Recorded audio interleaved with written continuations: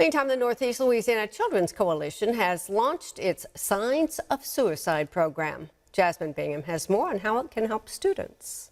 Like a second home, we have to treat it like that. So we have to be very, very cognizant of our students and their struggles. The coalition has launched the program in Ouachita Parish, the city of Monroe, and surrounding areas. Through the SOS program, officials visit schools, conducting group discussions and screenings for mental health. SOS teaches students about how to respond during an emotional crisis and provides parents with community resources. Jen Daniels with the coalition says their team of licensed mental health professionals can also offer services to parents for their kids. Second leading cause of death among our teenagers, and so we need to educate students on what to do and how to react if they or a loved one feels or has any of these warning signs. With parents' consent, we follow up with a screening. If a child screens a certain thing that we know that they may need some individual help, we see the children individually and then we call the parent to make sure that they're getting the help that they need. A few warning signs could be extreme withdrawal from friends and family, significant mood changes, and comments about death. The principal at Neville Junior High says these warning signs could help teachers and parents to be aware enough to step in before something happens. Behavior patterns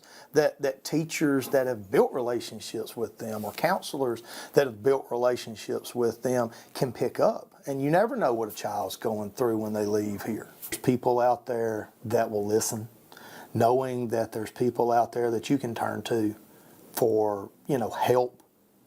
Take advantage of it. If you or a loved one feels suicidal and needs help, call the Suicide and Crisis Lifeline at 988. Reporting in Monroe, Jasmine Bingham, KNOE 8 News.